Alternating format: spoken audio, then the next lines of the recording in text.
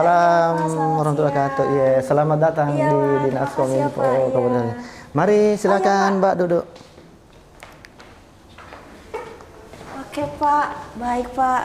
Sebelumnya saya mengucapkan terima kasih banyak ya Pak kepada Bapak. Sama-sama. Iya, karena sudah menerima tim Tribun Palo dalam acara Door to Door. Kalau kita datang, tolong bukakan pintu.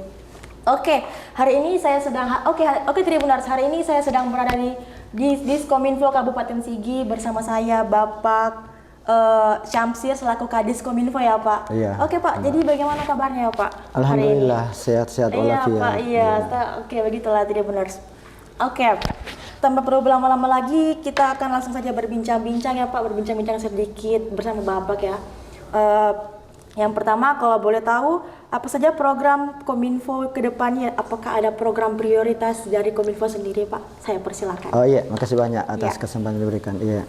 Ya Mbak, pertama saya ucapkan selamat datang di Dinas Kominfo Kabupaten Sigi beserta teman-teman. Iya. Terus yang selanjutnya saya ingin sampaikan bahwa program Kominfo untuk program prioritas yang sementara kita jalankan itu memang saya masuk di Dinas Kominfo itu memang lewat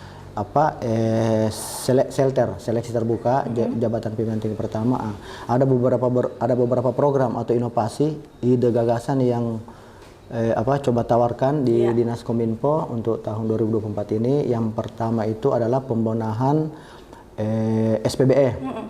SPBE itu sistem pemerintahan berbasis elektronik. Iya, Pak. Terus yang kedua sesuai dengan Perpres 95 tentang sistem pemerintahan berbasis elektronik.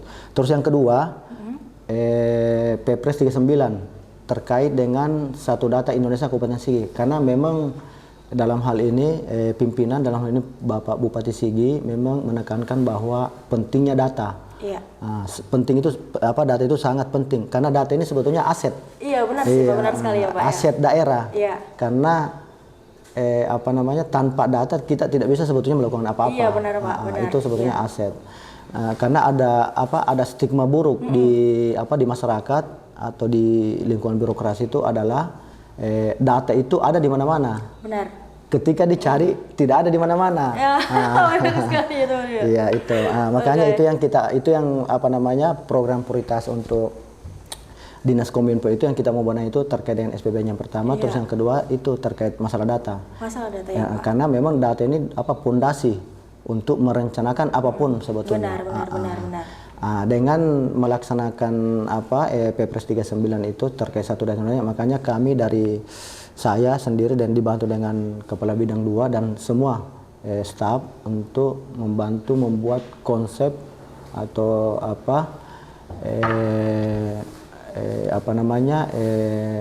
konsep terkait peraturan bupati terkait dengan itu tadi data itu. Alhamdulillah sekarang sudah, memang agak lama lah.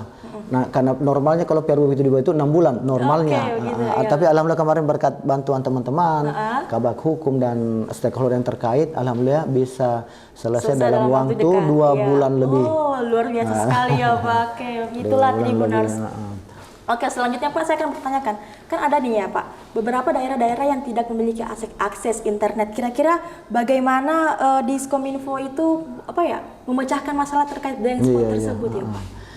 Iya, yang pertama untuk memecahkan blind spot sebetulnya yang pertama kalau saya lihat ini sebetulnya kalau kita lihat ini bantuan dari Kementerian Kominfo terkait dengan BTS itu ada di Kabupaten Sigi itu ada beberapa BTS sudah dibangun, terutama di daerah-daerah atau kecamatan yang terkait blind spot tadi itu. Ada 5 kecamatan untuk Kabupaten Sigi. Itu ada di Kecamatan Pipikoro, Kecamatan Kulawi Selatan, Kecamatan Lindu, dan Kecamatan Kulawi sendiri. Intinya Kecamatan Kulawi hampir semua itu. Itu daerah-daerah blind spot. Untuk mengatasi sebetulnya sudah ada dibangun di sana dari kementerian itu BTS, cuman kapasitas untuk bandwidth kapasitas Mbps-nya agak lemah, kurang. Jadinya misalnya harusnya satu tower itu menggunakan sekian orang, jadinya cuma mengakses cuma berapa orang. Jadinya sangat lemah. Iya, kurang maksimal berarti ya. Kurang maksimal. Kalau saya sendiri setelah saya pelajari selama 2 bulan 3 bulan ini, saya amati jalan satu-satunya untuk mengatasi dulu itu blind spot itu pertama Pertama, ya kami dari Dinas Kominfo itu mengusulkan lewat surat Bupati Sigi, mengusulkan untuk penambahan tadi itu, penambahan apa MBPS tadi itu, MBPS, ya, kekuatan tadi itu. Ya. Terus yang kedua, ada sebetulnya solusi yang sebetulnya ya bagus juga itu kami dari Dinas Kominfo itu menyusun perencanaannya itu untuk pengadaan Starlink. Oh, Starlink ya Pak? Iya, Starlink. Iya, Starlink ya Pak. Pernah dengar ya Starlink? Iya, pernah dengar tuh sering FYP di TikTok saya loh. Oh Pak. iya. Sering sekali ada Starlink. Starlink itu memang saya lihat bagus karena kenapa? Itu sebetulnya apa ya, tidak terlalu mahal sih kalau kita anggarkan. Iya, Pak. Itu satu kecamatan, satu desa itu dengan anggaran adanya sebetulnya bisa menganggarkan itu. Bisa, Iya, ya, paling sekitar 6 sampai 7 jutaan saja. Tinggal memang di situ ada per bulannya. Nah, itu yang pertama. Terus kedua, dengan adanya pengadaan nanti Starlink ini Starlink itu memang dia langsung apa ya, pemancar langsung ke satelit. Oke, Pak, dari satelit ya Pak. Nah, itu kapasitasnya sampai 150 sampai 200 Mbps. Itu satu kampung bisa pakai. Oh, berarti bisa sambil main game juga, Pak? Bisa. Oke, yang penting bukan main game ini ya. Ya. Oke, luar biasa sekali ya Tribuners. Oke, Pak. Selanjutnya, Pak. Oh ya, saya dengar itu, Pak, ada bantuan dari Bakti Kominfo. Bisa tolong dijelaskan terkait jaringan gratis ya, Pak? Internet gratis. Oh iya, betul. Sebetulnya tadi ada hubungannya tadi dengan yang pertanyaan kedua tadi Pak. itu terkait daerah-daerah yang blind spot itu tadi itu. Itu memang ada bantuan dari apa namanya Bakti Kominfo, BLUD-nya Kementerian itu memang ada yang masuk ke bulan kemarin itu sekitar 174 titik. 194 titik. Itu dibagi yang apa namanya yang penggunanya itu dibagi dengan kantor desa. Ada situ ada bumdesnya, terus sekolah-sekolah. Sekolah dengan kantor-kantor yang ada di daerah-daerah yang terpencil begitu, supaya bisa menikmati atau memakai jaringan internet itu. Berarti masyarakat yang belum memiliki internet bisa menikmati internet melalui bisa. Terus selanjutnya dari dari bantuan dari Bakti Internet Gratis ini sebetulnya ini salah satu tadi yang poin kedua tadi itu blind spot tadi memenuhi supaya kompetensi itu akses internet itu masyarakat yang ada di desa-desa terpencil bisa tidak ketinggalan informasi lah, lebih cepat. Terus ini sementara proses sudah ada beberapa terpasang juga. Ini sementara proses ini ada 147 titik. 147 titik ya. Wah, luar biasa sekali ya. Itu sementara pemasangan. Jadinya kami juga dari Kominfo ada beberapa juga WA masuk desa ini. Ini alatnya sudah masuk, kapan dipasang? Sudah, ya. Sedang tunggu, sabar. Pasti masyarakat juga menunggu-menunggu. Iya, menunggu. Terkait internet gratisnya, karena itu memang programnya sangat luar biasa sekali ya. Oke Pak, selanjutnya Pak, bagaimana ya kayak perkembangan dan pencapaian Diskominfo sendiri ya selama ini ya Pak? Ya, alhamdulillah Dinas Kominfo pencapaiannya selama bagaimana ini? Selama saya masuk di sini atau dari selama Bapak masuk di sini. Selama masuk. Saya kemarin dilantik tanggal berapa? 16 Mei kemarin kurang lebih 4 bulan kemarin. Kemarin itu masih baru ya, Pak ya? Baru baru 4 bulan. Alhamdulillah yang pencapaian dengan tim-tim teman-teman di sini kita capai ini selama 4 bulan ini. Yang pertama itu Perbub tadi itu sudah selesai terkait data. Karena kita mau melaksanakan tahapan-tahapan untuk mengerjakan terkait dengan data itu kan tahapannya kan harus ada regulasinya dulu. Benar, Pak. Regulasi harus ada Perbub, harus ada surat keputusan. Karena kita ini sebetulnya tidak bisa kita kerja bukan zamannya lagi Superman. Benar, Pak, benar. Harus super tim ya. Iya, super tim harus kerjasama ya, harus Pak. Kerjasama, berarti kolaborasi. Di situ dengan adanya Perbub itu, di situ ada beberapa tim perangkat daerah, stakeholder yang terkait. Ya, kita kerjasama, di situ ada surat keputusan. Itu yang pertama. Terus yang kedua, Perbub tadi dan keturunannya kita buat, termasuk SK-SK tim. Terus yang kedua adalah pembenahan terkait dengan evaluasi data statistik sektoral. Itu juga kita berikan buat kegiatan-kegiatan supaya perangkat-perangkat daerah ini, OPD-OPD atau dinas-dinas itu supaya paham apa sih itu statistik. Kadang statistik itu begini.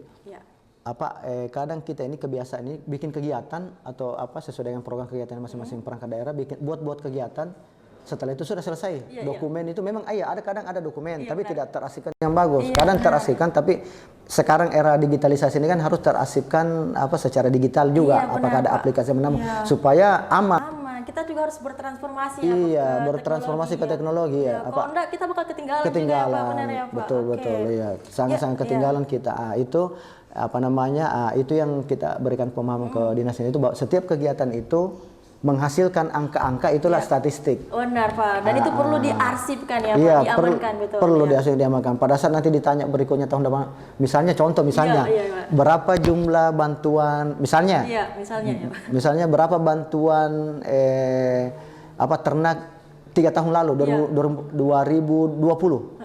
Nah, kadang-kadang ya pimpinan tanya ya tidak bisa ini Kita kan, jelaskan. jangan jelas. Karena nggak ada arsipnya. Iya, gitu arsipnya. ya. Kalau misalnya ada arsipnya, ini kan ada macam ini kan, Ada alat bukti ini gitu. ada. Iya. Simpan di Google Drive minimal lah, ada gratis kok. Iya. Google Drive ada juga, Benar. Diskominfo juga siapkan Oke, penyimpanan. iCool, iya, benar. iCool ada kita siapkan gratis semua. Iya.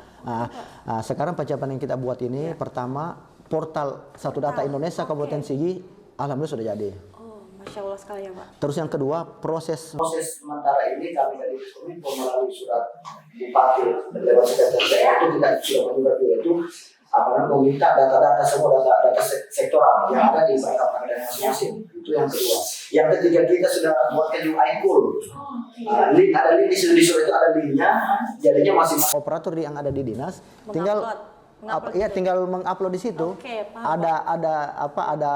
Ada username-nya, ada password. Iya. Buka itu tidak capek-capek lagi ke sini antar data. Oke. Kita gunakan di teknologi kita Benar, gunakan Pak. teknologi. Itu keren sekali ya, Pak. Oh ya, Pak, juga saya dengar-dengar itu di Diskominfo ini ada sedang rilis podcast ya, Pak, ruang podcast gitu ya, Pak. Oh iya, alhamdulillah. Oke, iya, Pak. Sekarang ini sudah. Oke, ini sudah dirilis. Oke, ini. bisa minta tolong dijelaskan Pak kapan rilisnya atau bagaimana itu prosesnya, Pak ya? Iya, ini kebetulan Oke. ini kan dari Tribun Palu ya. Harusnya kalau memang podcast itu harus Tribun Palu, tapi karena ini memperkenalkan podcast yang ada di Kabupaten Sigi, khususnya yang mengelola Dinas Kominfo ini. Ini podcastnya ini podcast Diskominfo. Sigi, Sigi. gagasan inspiratif.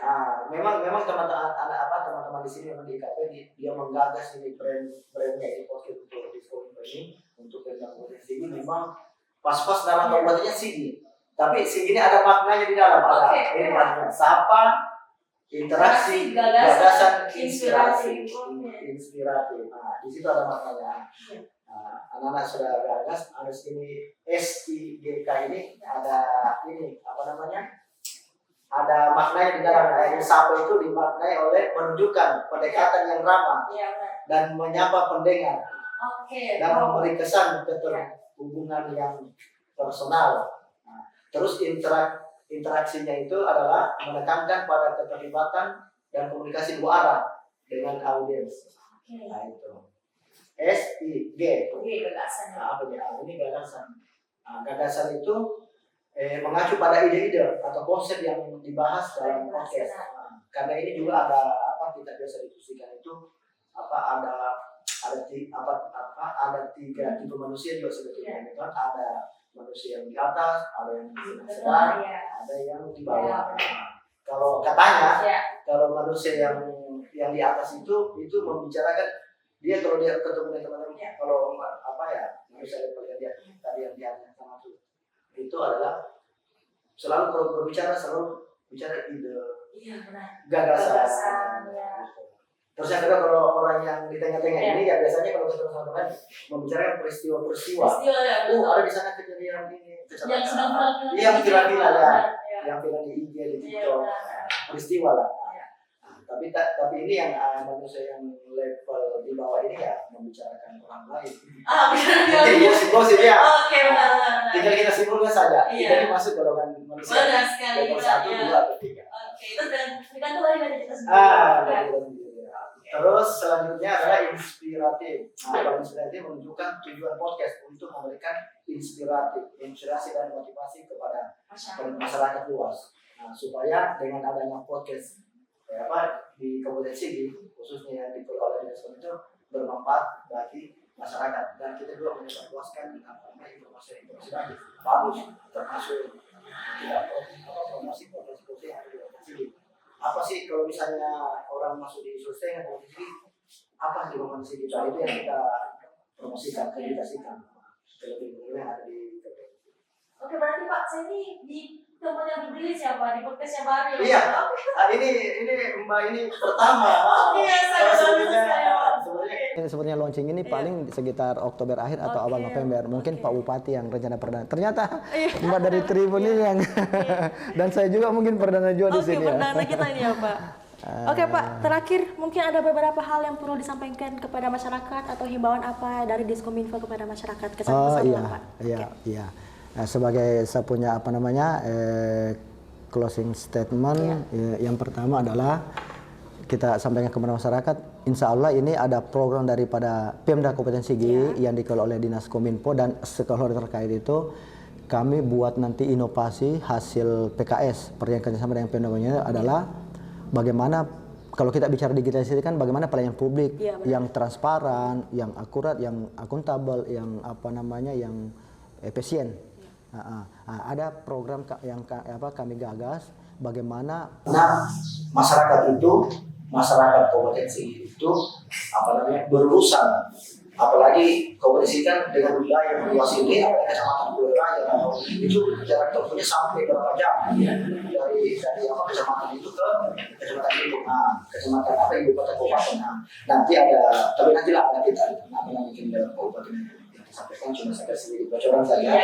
Pokoknya intinya masyarakat yang jauh-jauh bisa tidak perlu berurusan di Kabupaten Sigi terkait layanan misalnya kependudukan, layanan buat keterangan ataupun apa semua itu tidak perlu lagi nanti di jauh. Bayangkan kalau kecamatan Kulawi itu masyarakat Kulawi jauh sekali ke sini sampai 3 jam, apalagi yang desa-desa dusun-dusun ke sana lebih jauh lagi. Bagaimana caranya kita dalam Pemda waktu kita melipat dari jarak 100 kilo jadi 100 meter. Iya benar, itu sangat berguna sekali ya Pak. Untuk masyarakat. Oke baik, terima kasih. Itu saja bincang-bincang kita hari ini dalam program Door to Door. Kalau kami datang, tolong bukakan pintu. Sekian dari saya Silviana. Saya mengucapkan terima kasih kepada Bapak juga. Terima kasih sudah menerima tim Tribuners. Oke.